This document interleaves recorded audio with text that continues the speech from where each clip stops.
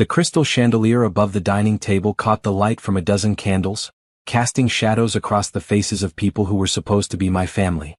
I sat in the chair my husband Philippe had pulled out for me, watching him kiss my cheek before taking his seat at the head of the table. His mother, Genevieve, sat to my right, her thin lips pressed together in what I'd learned to recognize as her version of a polite smile. His father, Bernard, was already pouring wine for everyone except me, which I'd stopped questioning years ago. "Thank you so much for having me," I said in English, the only language they believed I spoke. "Everything looks beautiful." Philippe translated my words into French and his mother nodded, saying something back that made everyone chuckle. Philippe didn't translate that part. He never did. 5 years of marriage and I'd grown used to sitting at tables where entire conversations happened around me, words flowing like water I couldn't cup in my hands. Except I could. I understood every single word. My grandmother had been born in Haiti, spoke fluent French and Creole, and spent my childhood summers teaching me both languages while my mother worked double shifts at the hospital. "Knowledge is power, baby girl," she'd whisper while we practiced conjugations over sweet tea. "Don't ever let anyone know everything you understand. Sometimes the best weapon is what people don't know you have." I hadn't thought much about those lessons until I met Philippe at a tech conference in Boston 3 months after Grammy died. He was charming, sophisticated, and his accent made every word sound like music. When he told me he was impressed by my software engineering presentation, I felt seen in a way I hadn't since losing her. We talked until the conference hall closed and he never asked if I spoke French. I never offered. Now, sitting at his family's table in their Manhattan apartment, watching his cousin Celeste lean too close to him while she laughed at something his father said, I understood why Grammy had been so insistent about keeping secrets. "Simone looks pretty tonight," Philippe's sister Isabelle said in French, and I kept my face neutral, reaching for my water glass. "Did you buy her that dress?" "Of course," Philippe responded, also in French. "She has no sense of style. I have to choose everything or she'd show up looking like she shops at Target stores." I took a sip of water. It tasted like metal. Or maybe that was just my heart, turning to something cold and hard in my chest. His mother laughed softly. "You're very patient with her, mon chéri. When will you tell her?" "Tell me what?" I cut into my salmon, keeping my movements slow and natural. Around me, the conversation continued in French, rapid and comfortable, everyone assuming I was just a smiling prop at their table. "After the signing next week," Philippe said, glancing at me with that warm smile he wore like a mask. "Once she transfers her half of the company rights to me, then I'll file for divorce. The lawyer says it's cleaner this way." The fork in my hand felt suddenly heavy. I set it down gently, precisely, and picked up my wine glass instead. The red liquid swirled as my hand shook slightly, but I brought it to my lips and drank like nothing had changed. "And Celeste?" Bernard asked, nodding toward Philippe's cousin who sat directly across from me. She wore a red dress that probably cost more than my car, and her dark hair fell in perfect waves over her shoulders. She was watching Philippe with an expression I'd been too trusting to recognize before this moment. "We'll wait a few months before going public," Philippe said, reaching under the table. I couldn't see where his hand went, but Celeste's smile widened. "We've already been together 2 years. What's a few more months?" 2 years. I'd been married to him for 5. I did the math automatically, like running code in my head. That meant he'd been with her since before we even signed the papers on our apartment. Since before I'd put my name on all those patents for the app we'd built together. Since before I'd trusted him with everything. "Does she suspect anything?" Genevieve asked, looking directly at me with those cold blue eyes. I smiled back at her, raising my glass slightly as if toasting her generosity for hosting. "She's too simple to suspect anything," Philippe said, and I watched his mouth form words that were destroying my world. "She barely understands business.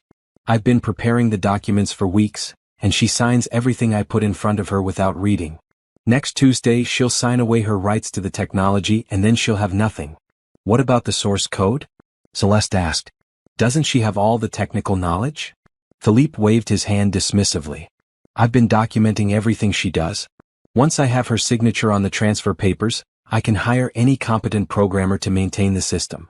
She made it seem more complicated than it is because it made her feel important." I wanted to throw my wine in his face. I wanted to scream.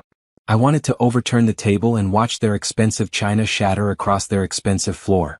Instead, I kept my expression pleasant and interested, like a well-trained dog who sits patiently while its owner discusses giving it away. "She'll be devastated," Isabelle said, and she actually sounded sympathetic. "She really does love you, Philippe." She loves the idea of me, he corrected. She loves telling people she married a French entrepreneur. She loves the lifestyle. But she was always temporary. You don't build a legacy with someone like that. Someone like that. Someone like me. I cut another piece of salmon and chewed slowly, counting to 10 in French inside my head. 1, 2, 3, 4, 5, 6, 7, 8, 9, 10. The apartment is in both names, Bernard said, switching to business mode. How will you handle that? She'll be too emotional to think clearly, Philippe explained. I'll offer to buy her out for half of what it's worth, tell her it's generous given the circumstances. She'll take it because she won't want to fight. American women always choose the path of least resistance. This American woman was currently calculating exactly how much he owed me for 3 years of unpaid overtime building his company, plus interest. Celeste laughed at something Philippe said that I missed, too focused on keeping my breathing steady. She reached across the table and squeezed my hand. You're so quiet tonight, Simone. Is everything okay? I looked at her hand covering mine, at her French manicure and her diamond ring that probably came from Philippe. I looked up at her face, at the fake concern in her eyes, and I smiled. I'm just tired, I said in English, and Philippe immediately translated for everyone. Work has been really demanding lately. You should rest more, Genevieve said through Philippe's translation, her voice dripping with false sweetness. You look exhausted. What she actually said in French was, she looks old. You're making the right choice leaving her before she completely falls apart. I thanked her for her concern and excused myself to use the bathroom.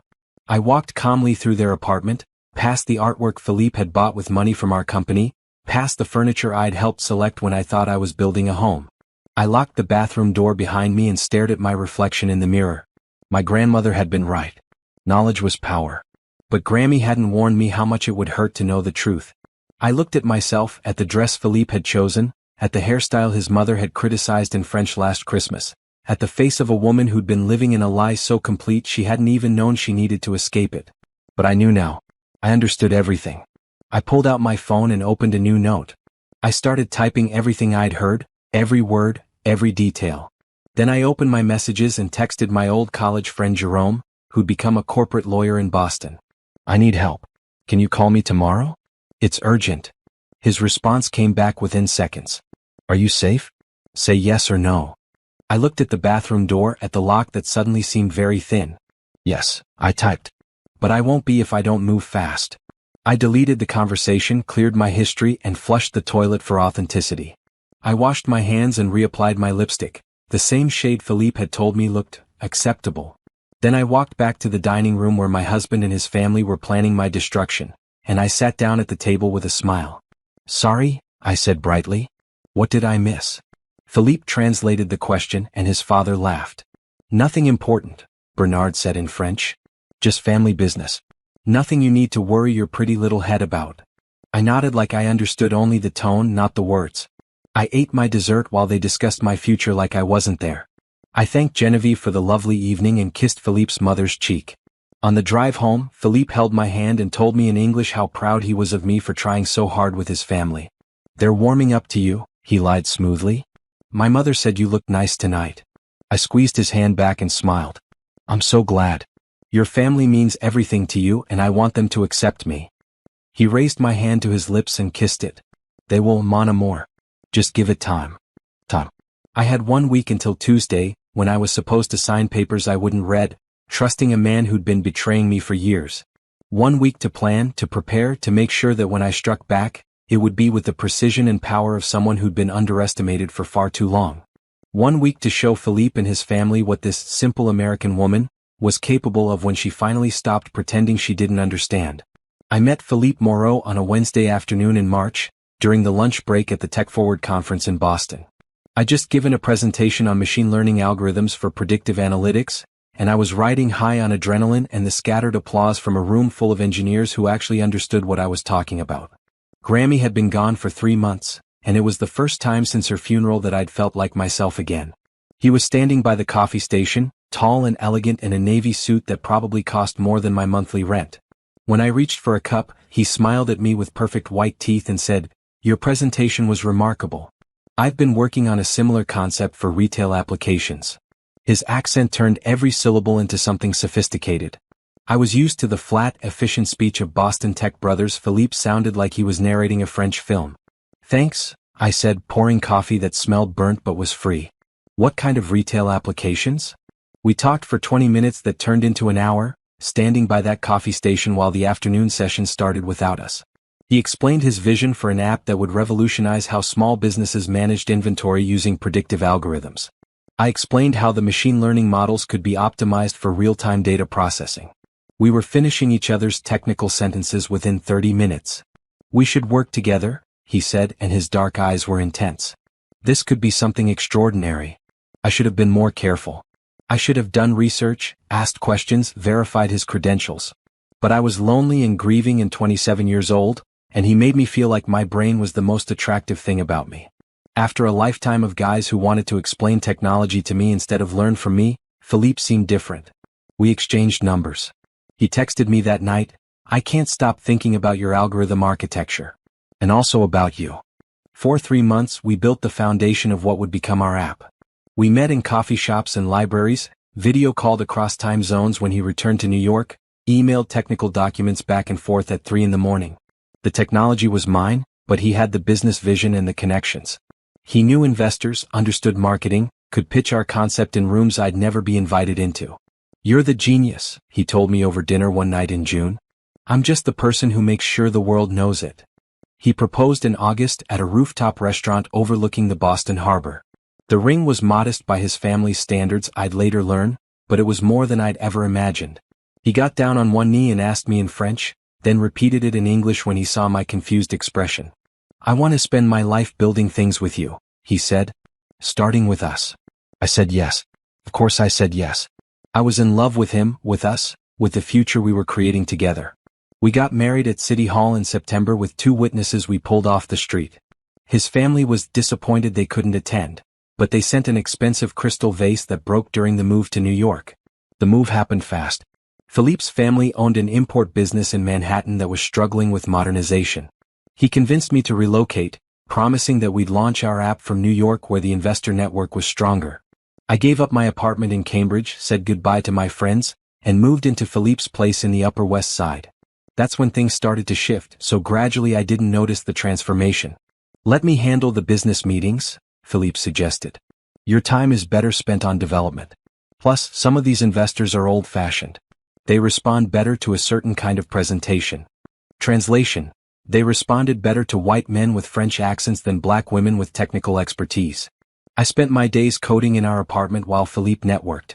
He'd come home with stories about investor meetings, promising opportunities, deals that were almost closed. I trusted him completely. We were partners. "I need you to sign some incorporation papers," he said casually one October evening. "Just standard stuff. You're listed as CTO, I'm CEO. 50-50 ownership." I signed without reading. Why would I read? He was my husband. He started teaching me French phrases over dinner, laughing gently when I pretended to struggle with pronunciation. "Repeat after me, je t'aime. I love you." I repeated it dutifully, not mentioning that Grammy had taught me the phrase when I was 8 years old, along with hundreds of others. I never told him I spoke French. At first, it was because he seemed to enjoy teaching me. Later, after I met his family and heard the way they spoke about Americans when they thought no one understood, I kept silent because Grammy's voice echoed in my head. Sometimes the best weapon is what people don't know you have. His family visited for the first time that November. They spoke in rapid French around our dining table while I served food I'd spent all day preparing. I heard Philippe's mother say I was acceptable for now, and his father comment that, at least she cooks well enough. Philippe never translated those parts. He just smiled at me and said they were commenting on how delicious everything was. I launched our app in January, working 18-hour days to perfect the code while Philippe handled publicity. We called it Predict Wright and it was everything we'd imagined. Small businesses started subscribing immediately. Revenue climbed. Tech blogs wrote about us. We were profiled in a magazine as the couple revolutionizing retail technology. In the photo, Philippe had his arm around my waist and we were both smiling. I was wearing a dress he'd bought me because he said my own clothes were too casual for press photos. I didn't mind. I thought we were building something together. His family's import business stabilized once I built them a custom inventory system for free. Philippe said it was important to help family. I agreed.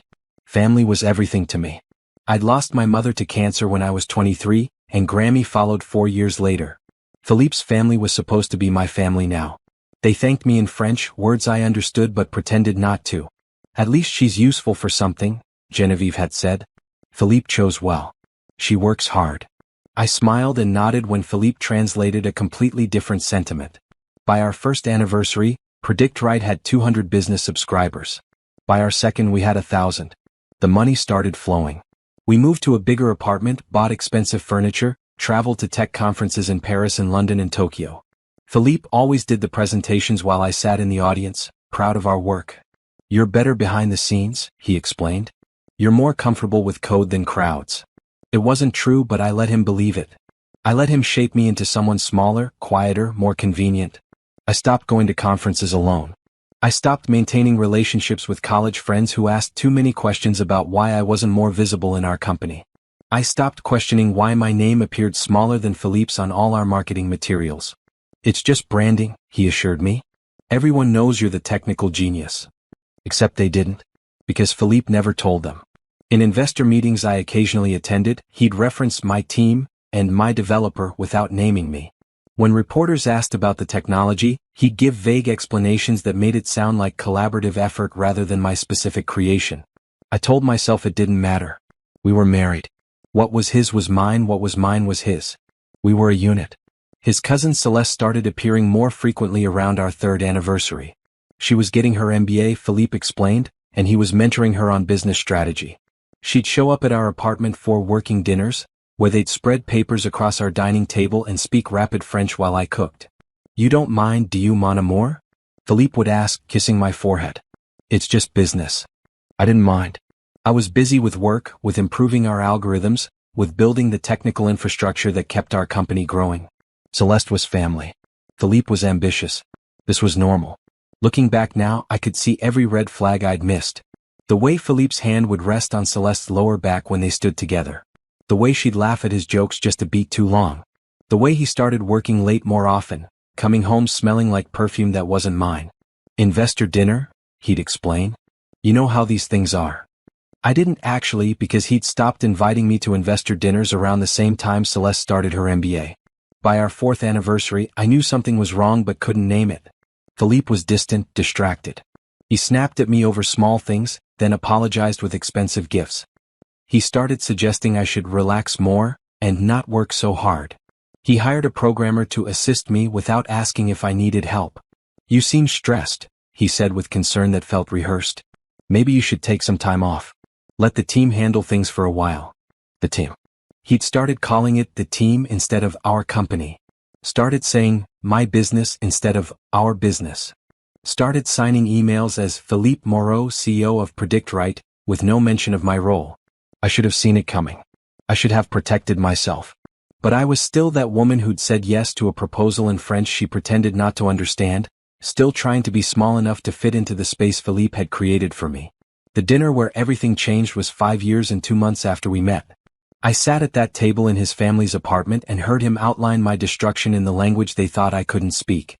That night, lying in bed next to a man who was planning to betray me, I finally admitted the truth. The perfect marriage had always been an illusion. I'd just been too in love, too trusting, too desperate for family to see what was right in front of me. But I saw it now. I understood everything. And I was done pretending. The morning after the dinner, I woke up before Philippe and lay perfectly still, listening to him breathe. He was sleeping on his side, facing away from me, and I studied the back of his head like I was seeing him for the first time. This man had shared my bed for 5 years while planning to destroy my life. The thought made my skin crawl, but I didn't move. I just watched him sleep and calculated my next steps. My phone buzzed on the nightstand. I reached for it slowly, carefully, not wanting to wake him. Jerome had texted back, "Call me at 8 a.m. I'm in the office. Whatever you need, we'll handle it." I slipped out of bed and padded to the kitchen in my pajamas. Our apartment was quiet in the early morning light, the kind of expensive quiet you only get in Manhattan buildings with good insulation. I made coffee and sat at our kitchen island, the same island where Celeste had sat a dozen times with Philippe, speaking French about business while I cooked their dinner. How many times had they talked about me right in front of me? How many jokes had they shared at my expense while I smiled and nodded like a fool? At exactly 8 o'clock I called Jerome. "Tell me everything," he said without preamble. I did. I told him about the dinner, about Philippe's plan to make me sign transfer papers, about the 2-year affair with Celeste, About every French conversation I'd understood and pretended I hadn't. Jerome was silent for a long moment after I finished. You're certain about what you heard? Jerome, I've been fluent in French since I was 13. I understand every word. And he doesn't know this? No one knows. Not even my mom knew before she died. It was just something Grammy and I shared. I could hear him typing on his keyboard. This is good, Simone. This is really good. He's planning to defraud you and you have the element of surprise. We can work with this. What do I do? Nothing yet. Keep playing the role. Let him think you're clueless. Meanwhile, I need you to document everything. Every conversation, every email, every document he's prepared. If he's planning to make you sign papers on Tuesday, I need to see those papers first. Can you access his computer? We share a computer for the business stuff. I have all the passwords. Perfect. Don't change anything, don't let him know you've looked, but screenshot everything. Send it to my personal email, not my work one. And Simone? Don't sign anything. If he pressures you before Tuesday, make an excuse. Pretend you're sick, pretend you forgot your glasses, pretend anything. Just don't sign. Philippe emerged from the bedroom as I was hanging up. He was wearing his robe, hair messy from sleep, looking like the man I'd fallen in love with instead of the one planning my destruction. Who was that, mon amour? He asked, kissing the top of my head. Just Jerome from college. He's in Boston for work and wanted to catch up. A flash of something crossed Philippe's face, there and gone before I could identify it. Jerome? Your lawyer friend. He's a corporate lawyer, yeah. We haven't talked in months. He just wanted to say hi. Philippe poured himself coffee, and I watched him move through our kitchen with the ease of someone who owned everything in it, including me. You should invite him to dinner sometime, he said casually. It would be nice to meet your old friends. The request was strategic, I realized. He wanted to assess threats. Jerome had always made Philippe nervous because Jerome was the one friend from my old life who'd never quite warmed to my husband. Maybe, I said vaguely. He's pretty busy. Philippe sat next to me and took my hand. I've been thinking, Sherry. You've been working so hard on the app.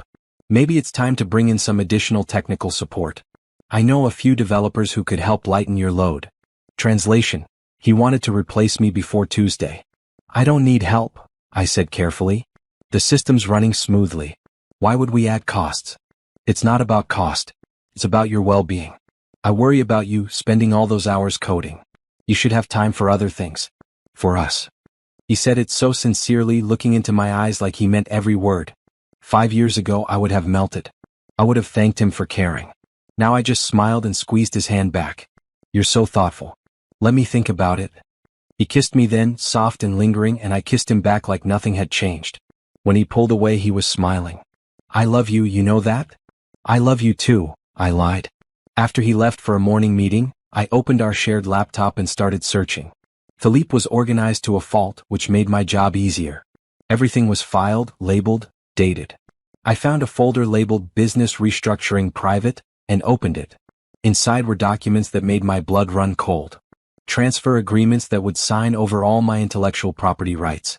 Corporate restructuring papers that would make Philippe the sole owner of Predict Wright. A prenuptial agreement I'd never signed, forged with my signature. Letters from lawyers outlining divorce strategy. Financial projections showing company value without me. I photographed everything with my phone, then screenshotted files, then backed up entire folders to a cloud drive Philippe didn't know I had. I worked methodically, checking over my shoulder every few minutes, my heart hammering so hard I could hear it in my ears.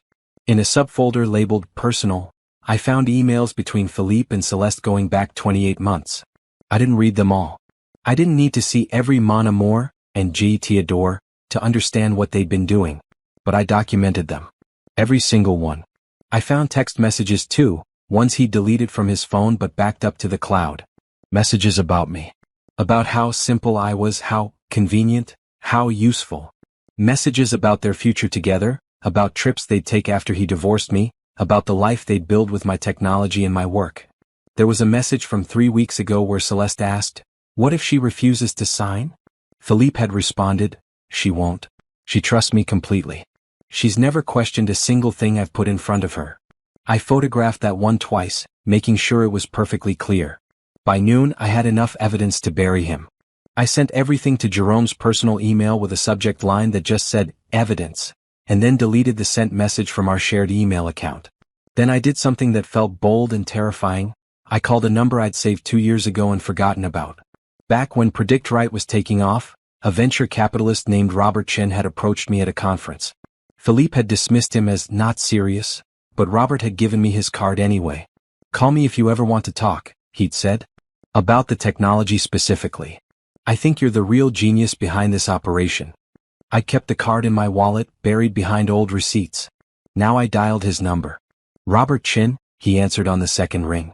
Hi Mr. Chin. This is Simone Moreau. We met 2 years ago at the Tech Forward conference. I don't know if you remember. Of course I remember. The predictive analytics app. You explained the algorithm to me for 20 minutes, and it was the most interesting conversation I had all week. How can I help you? I took a breath.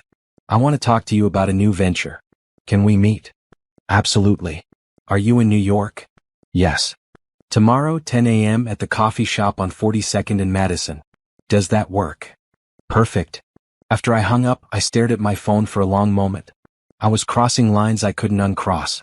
I was planning something bigger than just protecting myself. I was planning to win. Philippe came home that evening with flowers and takeout from my favorite restaurant. He was being extra attentive, I realized. Setting me up to trust him even more before Tuesday. How was your day, mon amour? He asked, kissing my cheek. Good. Quiet. I worked on some back-end optimizations. We ate dinner together like we were still a happy couple. He told me about his meeting, about potential new clients, about his family's import business expanding. I listened and nodded and asked questions, playing my role perfectly. My parents want to invite us to Lyon this summer, he said casually. Maybe for a month. You could take a break from work and I could show you where I grew up. A month in France, surrounded by his family, completely isolated. A month where he could control everything. That sounds nice, I said. Let's talk about it after things settle down with the app launch. What app launch? I'd said too much. I backtracked quickly. The update. The version 3.0 update. I'm still working through the bugs. He relaxed. Right. Of course. Take your time with that, Sherry. No rush. That night, I lay awake after he fell asleep and planned. I thought about Grammy, about how she'd survived poverty and prejudice and a husband who tried to control her. She taught me French in secret because she wanted me to have tools he didn't know about. She taught me to be strong by showing me how she survived. Baby girl, she told me once, there's strength in silence. Let them think you're soft while you sharpen your knife. I wasn't sharpening a knife. I was building a case, a company, a future. And Philippe wouldn't see it coming until it was too late. I met Jerome at a small law office in Midtown, the kind of place with frosted glass doors and a receptionist who looked like she'd heard every terrible story humanity had to offer. Jerome was waiting in a conference room and he wasn't alone. Simone, this is Bianca Laurent. She specializes in intellectual property law and speaks fluent French. I thought we might need her expertise. Bianca was a petite woman in her 40s with sharp eyes and a handshake that could crack walnuts. Show me everything, she said, skipping pleasantries entirely. I pulled out my phone and started walking them through the evidence. As I showed them the transfer documents, the forged prenup, the emails between Philippe and Celeste, I watched their expressions shift from professional interest to genuine anger. This is fraud, Bianca said flatly. Multiple counts. The forged signature alone is criminal.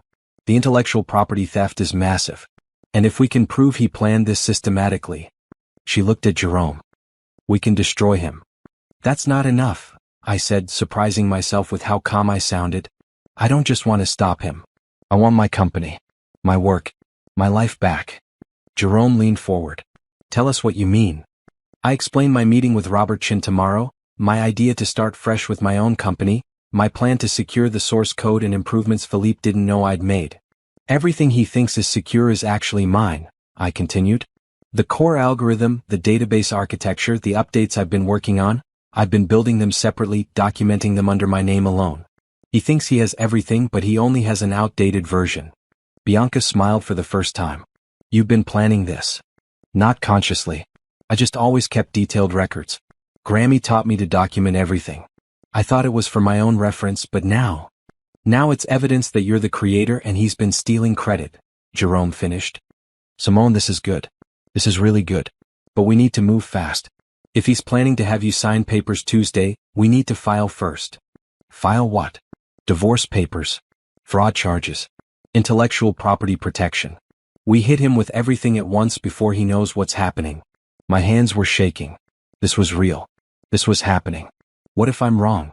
What if I misunderstood something at that dinner?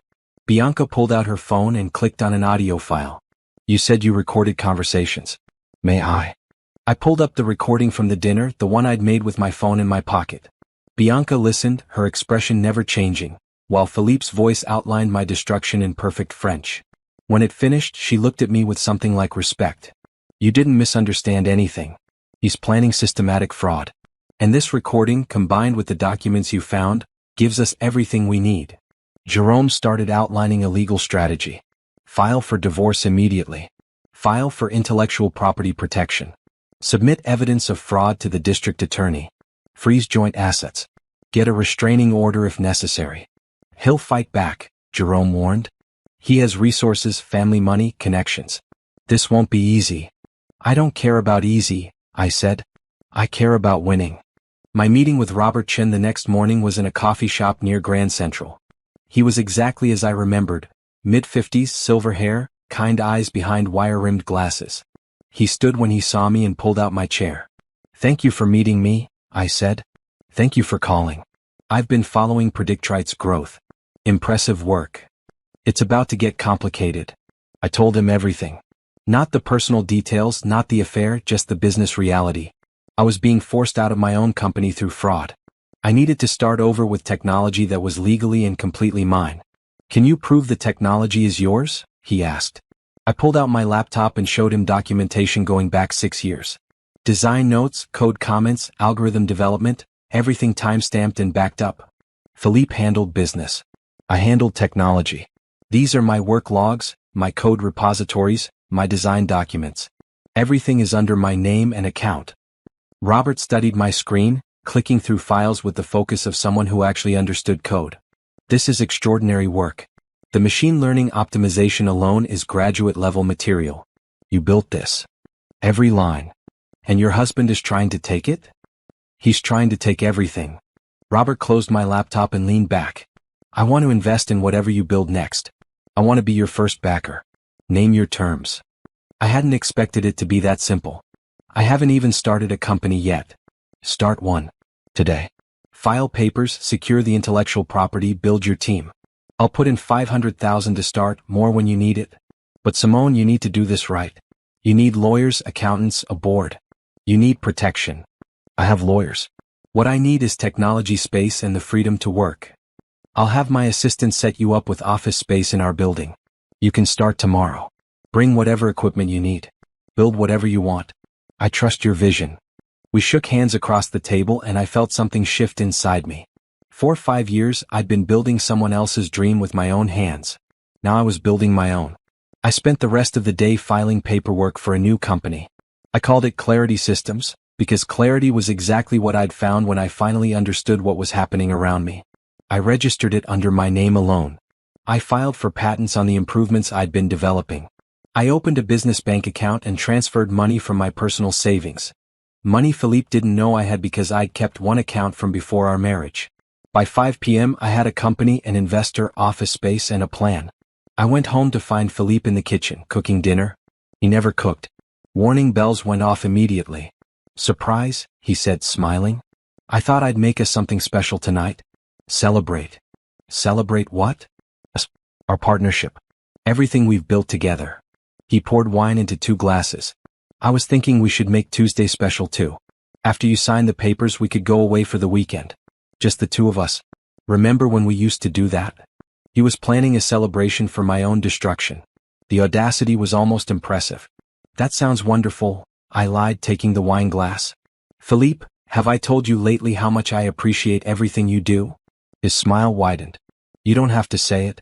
I know. We ate his meal, pasta that was slightly overcooked, sauce from a jar, and I complimented every bite. I played the grateful wife, the trusting partner, the woman who would sign anything he put in front of her. After dinner, Philippe's phone buzzed. He glanced at it and I caught a flash of Celeste's name before he turned it over. Work thing, he said dismissively. On a Thursday night? You know how it is. He kissed my forehead and disappeared into his office. I cleaned up the kitchen and listened to the murmur of his voice speaking French behind closed doors. I couldn't make out exact words, but I didn't need to. I knew what they were discussing. Me. Tuesday. the future they were planning. Later, when Philippe was in the shower, I checked my email. Jerome had sent me a draft of divorce papers. Bianca had filed paperwork with the patent office protecting my intellectual property. Robert had sent over lease documents for office space. Everything was in motion. Everything was real. I looked around our apartment at the life I'd built that was actually a cage I'd never seen. Grammy had been right about everything. Knowledge was power, but more than that, clarity was freedom. Philippe emerged from the bathroom in his robe, looking relaxed. "Come to bed, mon amour." I joined him, and he wrapped his arms around me like I was precious. Like he loved me. Like he wasn't planning to destroy me in 5 days. "Simone?" he murmured into my hair. "Yes. I'm a lucky man." I stared into the darkness and whispered back, "Not as lucky as you think." The weekend before Tuesday felt like living in a play where I was the only one who'd read ahead in the script. Philippe was attentive, affectionate, cooking breakfast and suggesting we spend Sunday in Central Park like we used to. I played along, smiling through brunch, holding his hand on park benches, taking selfies that he posted with captions about quality time with my beautiful wife. My phone buzzed constantly with texts I checked when he wasn't looking. Jerome coordinating with process servers. Bianca filing additional patents. Robert sending me building access codes and IT setup information. I was constructing a parallel life while Philippe thought I was just his devoted wife enjoying the autumn weather. Sunday night, while Philippe watched a soccer match, I sat with my laptop pretending to browse recipes. Actually, I was reviewing the complete source code for Predict Wright, identifying every component I'd personally built. The core algorithm was entirely mine. The database architecture was mine. The user interface optimization was mine. Philippe's contributions had been business strategy and investor relations. Important for a company but not the actual product. The beautiful thing about being the only person who truly understood the technology was that I could see exactly how to extract myself from it. The current version of Predict Wright ran on code I'd written, but I'd been developing improvements for months that lived only on my personal devices. Better algorithms, faster processing, more accurate predictions. Philippe didn't know they existed because I'd learned to stop sharing everything with him. I'd started developing them after his second working late excuse last year, not because I suspected anything specific but because I'd felt the distance growing between us. Coding had always been my therapy and I'd poured my confusion into building something better. Now that something better would be my insurance policy. Monday morning, I told Philippe I had a doctor's appointment. He barely looked up from his phone, probably texting Celeste. "Feel better, mon amour," he said absently. I took the subway to Robert's building in Midtown, rode the elevator to the 15th floor, and walked into my new office. It was small but perfect. Big window, empty desk, reliable internet. Everything I needed to rebuild. I spent the day transferring my personal code to secure servers, setting up development environments, creating comprehensive documentation that proved when and how I'd created every innovation. Every file was time-stamped, backed up, legally protected. By 5 p.m., I had a complete technical portfolio that was undeniably mine. Robert stopped by around 3. "How's it going?" "Good. Really good." I showed him the improvements I'd made to the core algorithm. "This is what I've been developing independently. It's 30% more accurate than the current Predict Wright version, and the processing speed is doubled." He studied my screen with the intensity of someone who understood enough code to be dangerous. "This is remarkable. When can you launch?" "Once the legal situation is resolved. Maybe 3 months. "And the current version that your husband has?" "It'll work for now, but without me there to maintain it and implement updates, it'll start showing problems within 6 months. Technology needs constant improvement or it becomes obsolete." Robert smiled. "So either he keeps you, which he's planning not to do, or his company slowly fails." "Basically." "Brilliant. You've built in your own obsolescence protection." I hadn't thought of it that way, but he was right. Philippe needed me far more than he realized. He just thought he could replace me with any competent programmer. He didn't understand that what I'd built wasn't just code, it was architecture, vision, constant innovation. You couldn't hire that. You could only steal it if the creator was naive enough to let you. I wasn't naive anymore. That evening at home, Philippe was excited about Tuesday. He kept talking about the business meeting we had scheduled, how it was just routine paperwork, how he'd already made reservations at my favorite restaurant for afterward. "We should celebrate," he said, pouring wine I didn't drink. "Tomorrow is an important day for the company. For us." "What makes it so important?" I asked innocently. "Just finalizing some growth plans. Investor requirements, boring stuff." but it positions us for the next phase. He took my hand. I couldn't have done any of this without you, Simone. I hope you know that. The lies came so smoothly. I wondered if he'd always been this good at deception or if he'd developed the skill over time. I'm proud of what we built together, I said, which was technically true. I was proud of what I'd built. The together part was the fiction. That night I couldn't sleep. Tomorrow morning, process servers would arrive at Philippe's family's import business office where he worked. They'd hand him divorce papers, fraud allegations, intellectual property claims. His perfect plan would explode before he even got me to sign his fake documents. I played the scenarios in my head. Would he call me first? Come home angry? Try to convince me it was a misunderstanding? I told Jerome and Bianca I'd be at my new office when it happened. I didn't want to be anywhere near Philippe when he found out. At 3 a.m. I got out of bed and checked my phone. Robert had emailed, "Whatever happens tomorrow, remember you're not just protecting yourself. You're standing up for every creator who's been stolen from. That takes courage. You have it." I sat in our dark living room and thought about Grammy. She'd survived worse than this. She'd survived poverty and racism and a husband who hit her. She'd raised my mother alone after leaving him, worked 2 jobs, sent mom to nursing school. She taught me French in secret because she believed knowledge was the one thing no one could take from you. "You're stronger than you know, baby girl," she told me shortly before she died. "You come from strong women. Don't ever let anyone make you forget that." I wouldn't forget. Tomorrow I'd prove it. Tuesday morning arrived with unseasonable warmth. I woke at 6 before Philippe's alarm and lay still in the pre-dawn light. This was the last morning I'd wake up in this apartment as his wife. By tonight, everything would be different. Philippe's alarm went off at 6:30. He stretched, kissed my shoulder, completely relaxed. "Big day," he murmured. Yes, I agreed. Big day. I made coffee while he showered, playing the role one last time. When he emerged dressed in his best suit, the navy one he wore for important meetings, I handed him his cup exactly how he liked it. "You look nice," I said. "Important meeting this morning before our appointment. Investor call." Another lie probably. More time with Celeste planning their future. "What time should I meet you at the lawyer's office?" I asked, knowing there would be no meeting. "Noon. I'll text you the address." He'd never text me an address because there was no appointment. By noon he'd be dealing with lawyers of a very different kind. After he left, I got dressed carefully. Professional black pants, a blue blouse, comfortable shoes. I packed my laptop, my phone, and a folder of documents I'd prepared. Then I took one last look around the apartment we'd shared. 5 years of my life in this space. 5 years of believing in a future that was never real. The furniture we'd chosen together was just furniture. The art on the walls was just decoration. None of it meant anything once you understood the foundation was built on lies. I left my wedding ring on the kitchen counter and walked out. At my new office, I set up my laptop and waited. Jerome had promised to text me the moment Philippe was served. Bianca was handling the patent office filings this morning. Robert was in meetings but had left me a note. "Today you take your life back. Proud of you." The text came at 9:47 a.m. "He's been served. Didn't go well. Stay where you are. Don't answer his calls." My phone started ringing within minutes. Philippe's name flashed on the screen. I let it go to voicemail. It rang again immediately. Voicemail. Again. Voicemail. Then the text started, first in English. "Simone, what is happening? Call me now." Then French. "Tu sais que tu es fate? Comment assis tu? What have you done? How dare you?" The shift from English to French was telling. When he was trying to manipulate me, he used English.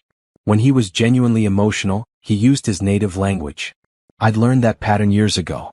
More texts. "This is insane. I'm your husband. We can fix this. Just call me." Then, "Where are you? Come home. We need to talk." Then, "You're making a huge mistake. You'll regret this." The threats were starting. I screenshotted everything and forwarded it to Jerome. His response, "Perfect. Keep documenting. Don't engage." My phone rang again, but this time it was an unknown number. I considered ignoring it, then answered cautiously. "Hello? Is this Simone Moreau?" A woman's voice, older, sharp with authority. "Yes. This is Genevieve Moreau, Philippe's mother. I believe we need to speak." I should have hung up. Instead I said, "About what, Genevieve?" She switched to French immediately, probably assuming I wouldn't understand. "You ungrateful girl. After everything my son did for you, gave you, this is how you repay him? With lies and legal attacks. I responded in perfect French. I repaid him with 5 years of my work, my ideas, and my trust. He repaid me with theft and betrayal. We're even now. Silence. Long shocked silence. You speak French? Her voice was quieter now, uncertain. Fluently. I understood every word you and your family ever said about me. Every insult, every joke, every plan. I heard all of it. You never said. No, I never said. That was my mistake. I should have confronted you years ago instead of pretending I didn't understand how little you all thought of me. But I'm done pretending. She hung up. I sat staring at my phone, my hands shaking with adrenaline. Jerome called 20 minutes later. His lawyer just contacted me. Philippe wants to meet, just you and him, to talk reasonably. I told them absolutely not. Don't agree to any private meetings. I won't. There's something else. His family is flying in. Apparently they're arriving tonight. I think they're planning to pressure you into dropping the suit. Let them try. But the news unsettled me. Philippe's entire family descending on New York meant they were taking this seriously. They had resources, connections, and the kind of old money arrogance that assumed problems could be fixed with pressure and influence. I spent the afternoon coding, losing myself in the clean logic of algorithms and data structures. Code made sense. Code did what you told it to do. Code didn't lie or betray or pretend to love you while planning your destruction. Around 5, Robert stopped by with takeout. Thought you might not want to go home tonight. I'm not going home. I booked a hotel. Smart. How are you holding up? I'm fine. Angry. Scared. But fine. His family is arriving tonight? According to Jerome. They're going to make this ugly, Robert warned. Old French families like the Moreaus, they don't like being challenged, especially by someone they considered beneath them. They'll try to paint you as emotional, unstable, vindictive. I have evidence. Documents, recordings, testimony. The truth doesn't care about their spin. The truth matters in court. In the court of public opinion, narrative matters more. Just be prepared. I nodded, picking at my food. Robert, why are you helping me? You barely know me. He considered the question carefully. Because I've been in tech for 30 years and I've seen this story too many times. Brilliant person creates something revolutionary, charismatic person takes credit, original creator gets erased. Usually by the time I meet them, it's too late to help. But you caught it early. You protected yourself. That's rare. That's worth supporting. I just didn't want to be erased. Most people don't want that. But you did something about it. That's the difference. That night at the hotel, I couldn't stop checking my phone. Philippe had stopped calling, which somehow felt more ominous than the constant attempts earlier. At 11 p.m., a new text arrived from a number I didn't recognize. Hello Simone, this is Isabel, Philippe's sister. I'm in New York. Can we meet for coffee tomorrow morning? Just to talk woman to woman. Please. Isabel had always been the kindest of Philippe's family. She'd never said cruel things about me in French, at least not that I'd heard. She'd seemed genuinely friendly during family gatherings. I called Jerome. Philippe's sister wants to meet me. Don't do it. It's a trap. They're trying to find a weak point. What if she's genuine? What if she wants to help? Simone, she's his family. Her loyalty is to him, not to you. Whatever she says will be used against you later. Trust me on this. I thanked him and hung up. Then I texted Isabel back. I appreciate the offer, but I need to respectfully decline. This is a legal matter now, and my lawyers have advised against private meetings. I hope you understand. Her response came immediately. I do understand. For what it's worth, I'm sorry. You deserved better than what my brother gave you. I stared at that message for a long time. Maybe she meant it. Maybe she didn't. Either way, Jerome was right. I couldn't afford to find out. Wednesday morning, I returned to my office to find a massive flower arrangement on my desk. No card, but I knew who sent it. Philippe had always believed grand gestures could fix anything. I called building security to remove them. They're just flowers, the security guard said. They're from someone I have a restraining order against. I lied. Please remove them immediately. Jerome called at 9. Judge granted the injunction. Philippe is officially barred from accessing Predict Wright's technical systems or claiming credit for your work. He can run the business side, but he can't touch the technology. What does that mean practically? It means the company can continue operating with the current code, but he can't make changes, can't access your development files, can't claim he created anything technical. And if the company needs updates or fixes, he has to hire someone new because you're not obligated to maintain it. So the company will start failing once the current version becomes outdated. Exactly. You built in your own protection without even realizing it. Bianca joined the call. I have more good news. The patent office fast-tracked your applications. Your improvements are now officially protected under your name alone. If Philippe tries to use any of your new work, it's immediate copyright infringement. I felt something loosen in my chest.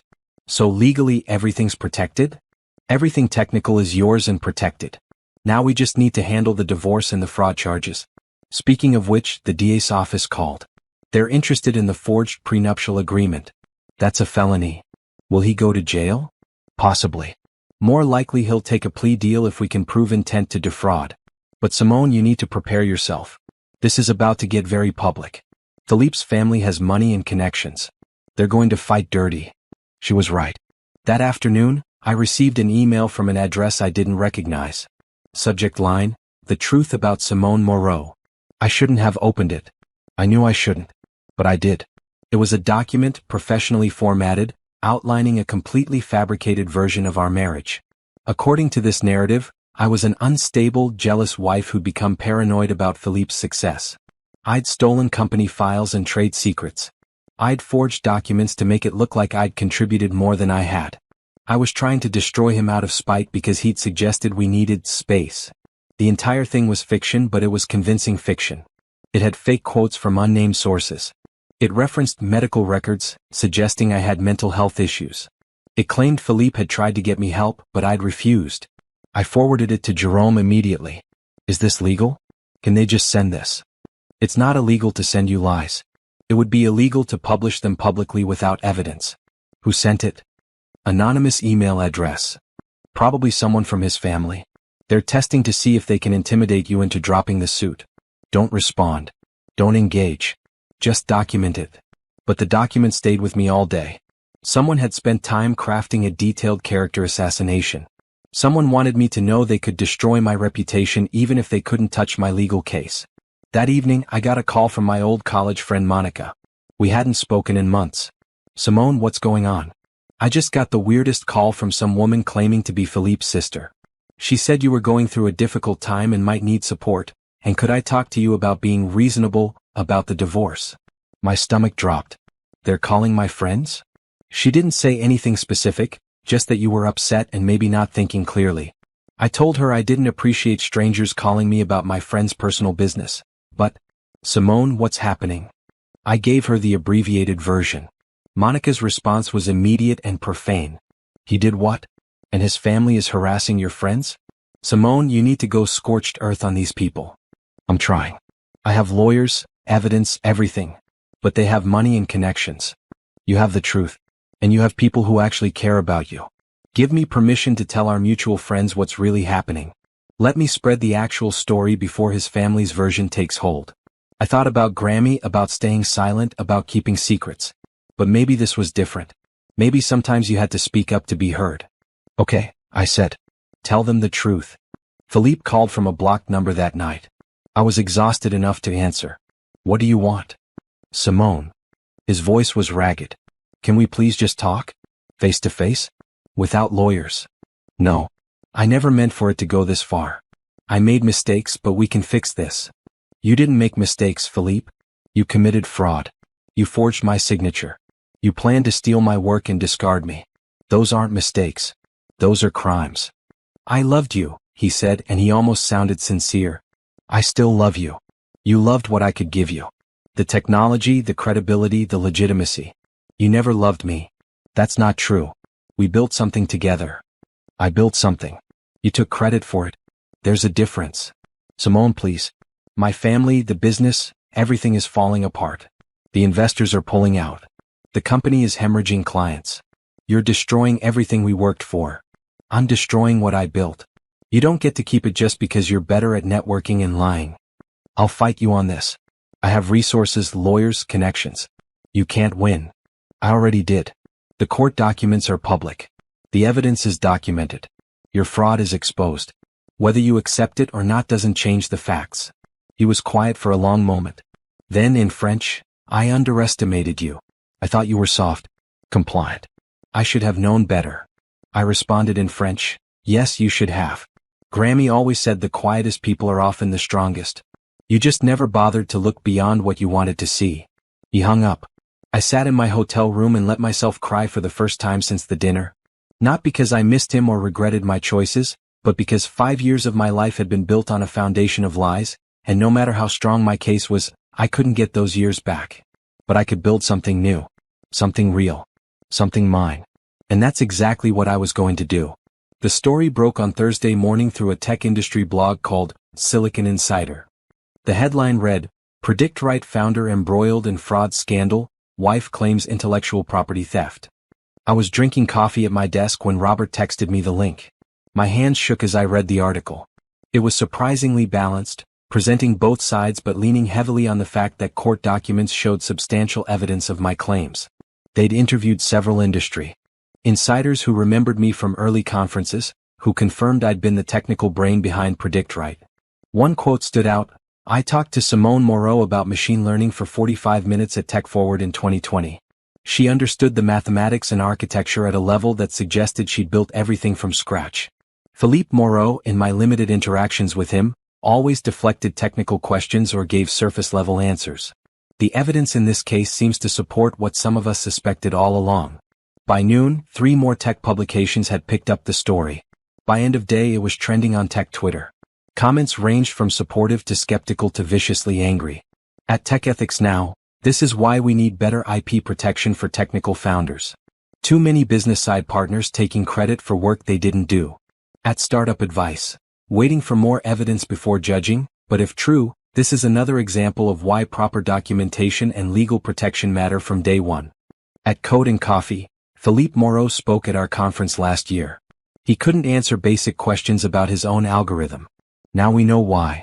But there were also comments defending Philippe, suggesting I was bitter about a divorce, that I was exaggerating my contributions, that this was a he said, she said situation where the truth was probably somewhere in the middle.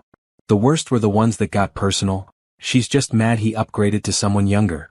Typical, woman can't handle rejection so she destroys her ex's business. Bet she's not even that good at coding, probably just decent at documentation. I closed Twitter and focused on work. I couldn't control what people said. I could only control what I built next. Jerome called with an update. Philippe's lawyers filed a motion to dismiss. Standard procedure. Judge denied it based on the evidence. We're going to trial unless he agrees to settle. What would a settlement look like? You get full ownership of your intellectual property, he admits no wrongdoing but signs a statement acknowledging your contributions, you split marital assets fairly, and he pays damages for emotional distress and legal fees. Probably around $2 million total. And if we go to trial? You could get more but it'll take longer and be more public. Your choice. I thought about it.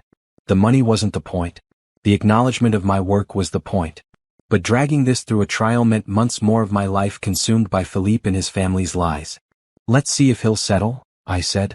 But I wanted in writing that he acknowledges I created the core technology. I won't settle without that. I'll draw up terms. That afternoon I had my first investor call for Clarity Systems. Robert had connected me with 3 VCs who were interested in my improved algorithm. I demonstrated the technology, explained the improvements I'd made, walked them through projected applications and market potential. They asked smart questions. They treated me like the expert I was. They never once asked where my business partner was or whether I could handle a company alone. By the end of the call, I had commitments for $3 million in series of funding, pending due diligence and formal proposals. This is excellent work, one investor said. I'm honestly shocked you were willing to share it with a previous partner. This is yours and it's valuable. I'm learning not to share everything with people who don't deserve it, I said. Smart woman. We'll be in touch. After they logged off, I sat back and let myself feel proud. I'd built something valuable. I protected it. I was rebuilding. This was real progress. Robert stopped by with dinner, Thai food from the place around the corner. I saw the articles. How are you holding up? Fine. Angry at some of the comments, but fine. The tech community has short attention spans. Next week there'll be some other scandal. But the people who matter, the investors, the serious professionals, they're paying attention to your work, not the gossip. I just want to move forward. I'm tired of looking backward. Then let's talk about Clarity Systems. You have funding, you have space, you have technology. What's your timeline for launch? We spent the next hour planning. I'd need to hire a small team, a designer, another developer, a business development person. I'd need to finish building out the full application. I'd need marketing, customer acquisition strategy, legal contracts. This is real, I said, looking at our notes. I'm actually doing this. You've been doing this the whole time, Robert corrected. You just finally have a business structure that acknowledges it. That night, back at the hotel, I got an email from a woman I didn't know. Subject: thank you for speaking up. Hi Simone, you don't know me, but I'm a software engineer who's been following your story. 3 years ago, I built a platform with my boyfriend. He convinced me to put the company in his name because he had better business connections. Last year, he sold the company for $8 million and gave me nothing. When I tried to fight it, everyone said I was bitter about our breakup. I had no documentation, no evidence, nothing. Reading about your case made me realize I should have protected myself better. But it also made me feel less alone. Thank you for fighting. Thank you for documenting. Thank you for showing that we don't have to accept being erased. I hope you win everything. I read it twice, then 3 times. I responded, I'm so sorry that happened to you. You deserved better. We all do.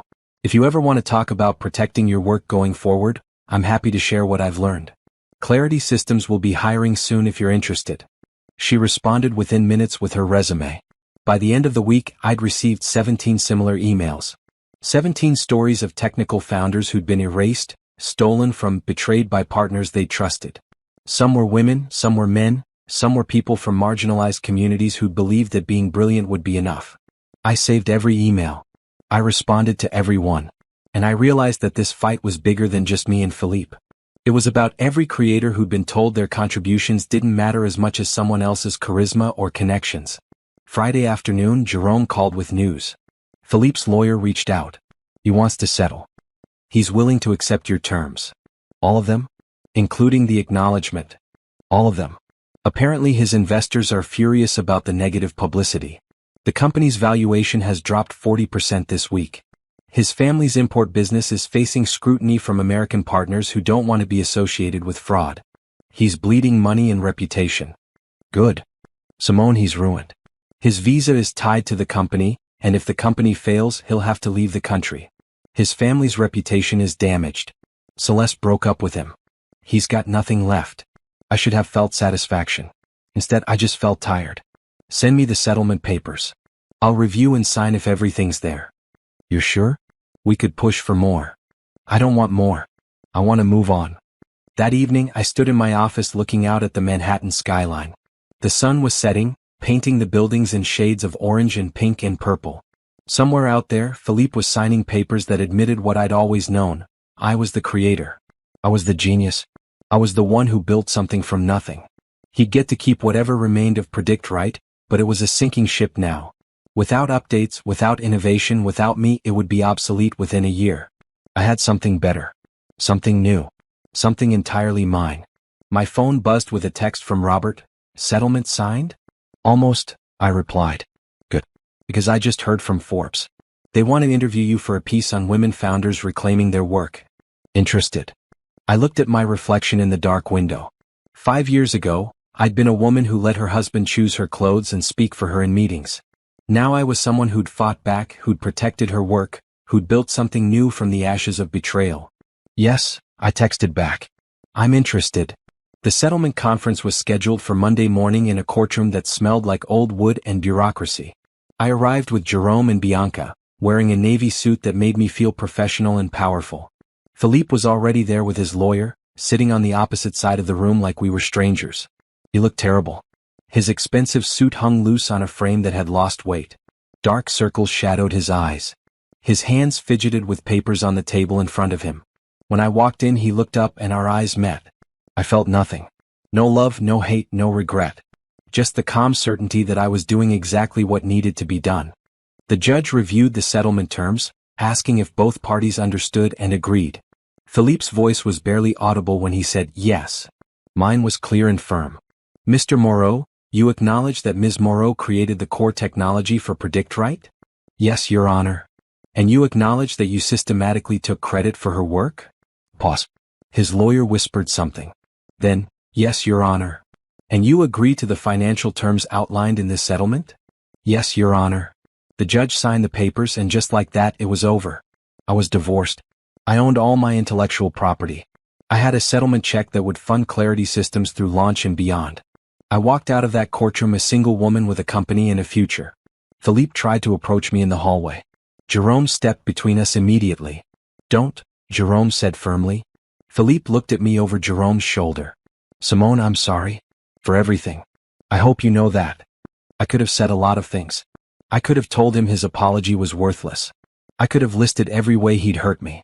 Instead, I said the only thing that mattered: I don't accept your apology, but I accept what happened. It taught me who I am and what I'm capable of. So in a way, thank you. Then I walked away. The Forbes article published the following week under the headline, "How One Woman Reclaimed Her Technology and Her Life." It featured photos from a professional shoot Robert had arranged. Me in my office at my computer, confident and composed. The article detailed the case without being salacious, focusing on the legal and technical aspects of intellectual property protection for founders. The journalist, a woman named Patricia, had asked thoughtful questions. "What do you want other technical founders to learn from your experience?" "Document everything," I'd said. "Keep records of your work, your contributions, your innovations. Don't assume trust is enough protection. And if you have a partner, make sure legal agreements are clear from day one. Love doesn't protect intellectual property. Paperwork does." "What's next for you?" "I'm launching Clarity Systems in 3 months. We'll offer the technology one developed, improved and independent. I'm hiring a team of developers, many of them people who've been overlooked or underestimated in their previous positions. I want to build a company that values actual contributions over charisma." "Do you regret the marriage?" I thought about that question carefully. I regret the betrayal. I don't regret what I learned. I'm stronger now than I was 5 years ago. I understand my worth. That's valuable. The article went viral in tech circles. I received dozens of emails from other founders, mostly women and people of color, sharing similar stories. Some asked for advice. Some asked if Clarity Systems was hiring. Some just wanted to say thank you for speaking up. I hired 3 people that first month. Alicia, the woman who'd emailed me after reading about the case, who'd had her own platform stolen. James, a brilliant black developer who'd been passed over for promotion at his last company despite creating their core product. And Rita, a designer from India who'd been told her work was too ethnic for mainstream tech. We were a team of people who'd been underestimated, and we were building something that would prove everyone wrong. The Predict Wright story played out exactly as I'd predicted. Without my updates and maintenance, the app started showing errors. Clients complained. Competitors released better versions. Philippe tried to hire developers to fix it, but the code was complex and poorly documented. I'd built it for myself, not for handoff. Within 4 months, Predict Wright had lost 60% of its subscribers. Within 6 months, the company was insolvent. Philippe sold what remained to a competitor for a fraction of its former value. His work visa expired. His family's import business suffered from the association with fraud and lost several major American contracts. The Moreaus returned to France, their American expansion plans abandoned. I heard through mutual acquaintances that Philippe was working for his father's company in Lyon, in a junior position, his ambitions thoroughly destroyed by his own choices. I felt no satisfaction in his downfall, but I felt no regret either. He'd made his decisions. I'd made mine. The consequences were just math. Celeste tried to reach out to me once, sending a LinkedIn message. "I know you probably hate me, but I want you to know I didn't fully understand what Philippe was doing. I believed his version of events. I'm sorry for my part in hurting you." I deleted it without responding. Her apology, like Philippe's, was for her own peace of mind, not for mine. The DA's office decided not to pursue criminal charges for the forged prenup. "Insufficient evidence of criminal intent," they said, which translated to "he has expensive lawyers and we have limited resources." I was disappointed but not surprised. The civil case had been won. That was enough. 3 months after the settlement, Clarity Systems officially launched. Our improved algorithm was faster, more accurate, and more user-friendly than anything else on the market. We secured 20 enterprise clients in the first month, 50 by month 3. Robert's firm invested another $2 million in series of funding. Other VCs followed. By month 6, we were valued at $15 million. I gave an interview to a tech podcast where the host asked, "Do you think you would have built Clarity Systems if you'd stayed married to Philippe?" "No," I answered honestly. I would have kept making him successful while making myself smaller. Sometimes betrayal is the push you need to become who you were always meant to be. The interview was downloaded 50,000 times in the first week.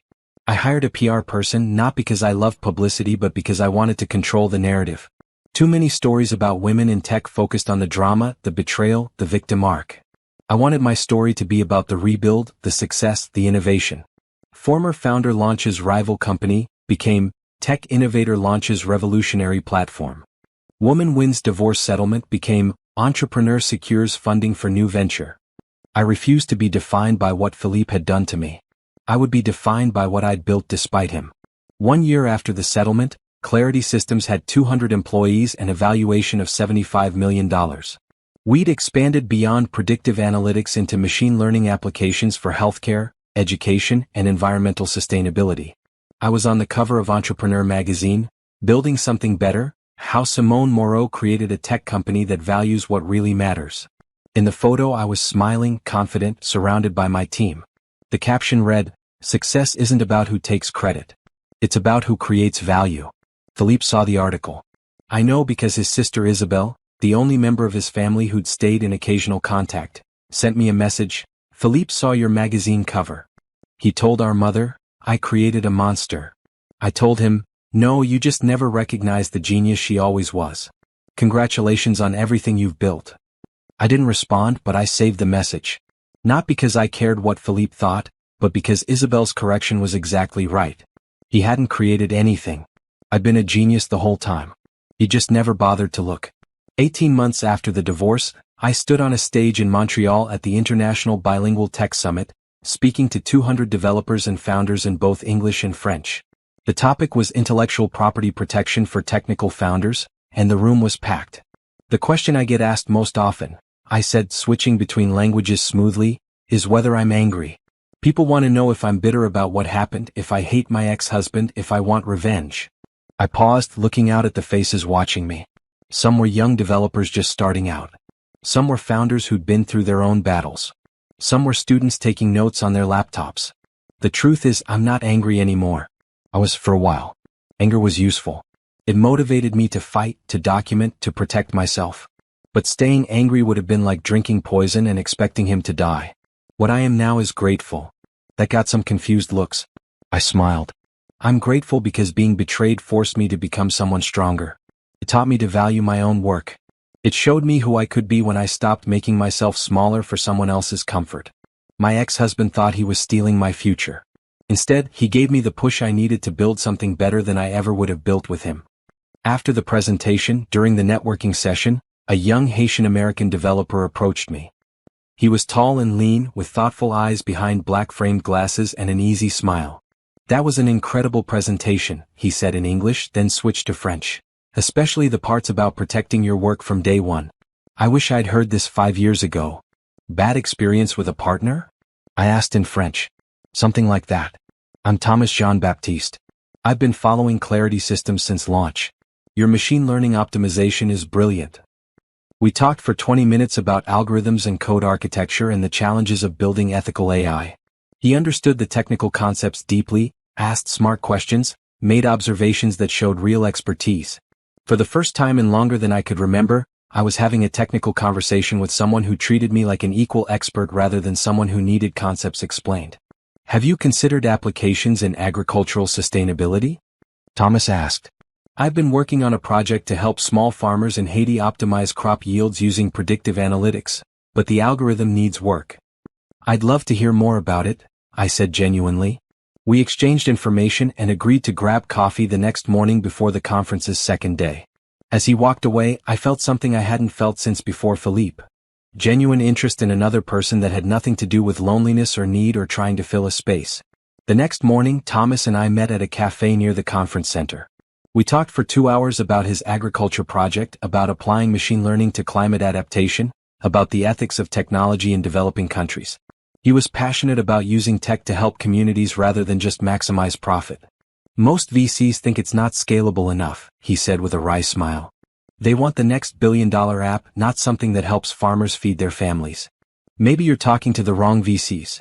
Clarity Systems has an innovation fund specifically for projects that create social value. We could talk about it." His eyes lit up. "You're serious?" "I don't joke about tech investments. Send me your project proposal." If the technology is sound and the impact is real, we'll consider funding. We spent the rest of the conference attending panels together, grabbing meals between sessions, debating approaches to different technical problems. It was easy and comfortable and intellectually stimulating in a way I'd forgotten relationships could be. On the last night, over dinner at a small bistro, Thomas asked, "Can I ask you something personal?" "You can ask." I might not answer. "The story about your ex-husband, the fraud, all of that. Do you ever worry about trusting people again? About building something with someone else?" I considered the question honestly. I used to. Right after everything happened, I thought I'd never trust anyone in a professional capacity again. But then I built Clarity Systems with a whole team of people, and I learned that trust isn't about being naive. It's about being smart. Having clear agreements. Documenting contributions. Trusting people to be human, which means sometimes they'll disappoint you, but protecting yourself so disappointment can't destroy you. That's practical but also kind of sad. Is it? I think it's realistic. My grandmother used to say, "Trust people to be who they are, not who you want them to be." I didn't understand that when I was young. I do now. Thomas smiled. Your grandmother sounds like she was wise. She was the wisest person I've ever known. I wish she could have seen what I built. She would have been proud. I think she'd be incredibly proud. We stayed in touch after the conference. Thomas sent me his project proposal and it was excellent. Thoughtful, technically sound, with realistic projections and a clear understanding of both the technology and the communities it would serve.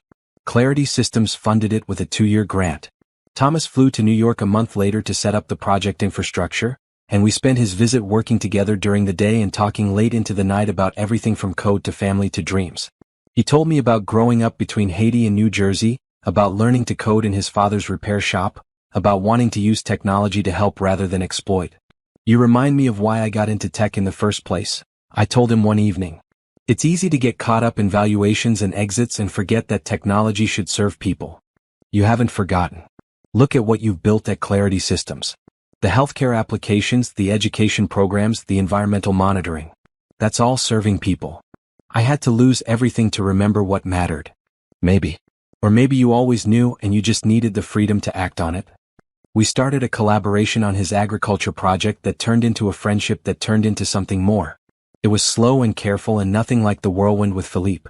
Thomas respected my boundaries, understood my caution, never pushed for more than I was ready to give. 6 months after Montreal, during a video call about project updates, he asked, "Would you consider letting me take you to dinner?" Not a work dinner. A date. I smiled. I'd consider it. But I need you to know that I'm not looking for a partner. I'm not looking to build a company with someone or merge my life with someone else's life. I'm happy with what I've built alone. I'm not asking you to build something with me. I'm asking if you'd like to have dinner. That's it. No expectations beyond that. So we had dinner. Then another. Then more. Thomas was patient and kind and never tried to be anything other than himself. He celebrated my success without trying to attach himself to it. He had his own work, his own passions, his own identity. "This is different," I told him after 3 months of careful dating. "You're different." "Different how?" "You don't need me to be smaller so you can feel bigger. You don't take credit for my ideas or try to speak for me in meetings. You're not threatened by my success." "Why would I be threatened? Your success is inspiring. It makes me want to build better things too." Philippe was threatened. He needed to be the star and I was supposed to be the support crew. Then Philippe was an idiot. Thomas took my hand. "Simone, I like you exactly as you are. Brilliant, successful, careful, strong. I'm not here to change you or use you or diminish you. I'm just here because I enjoy your company." It was the healthiest relationship I'd ever had, built on mutual respect and clear communication rather than grand gestures and dramatic declarations. We didn't talk about marriage or moving in together or merging our lives. We just enjoyed each other's company and built our separate careers while supporting each other's goals. 2 years after the divorce, Clarity Systems was valued at $200 million. We'd expanded to 300 employees across 4 cities. I'd been invited to speak at conferences around the world. I'd been featured in documentaries about women in tech. I'd become exactly the kind of founder I'd always had the potential to be. And I'd done it on my own terms. One evening, working late at the office, I got an unexpected email from Isabelle Moreau.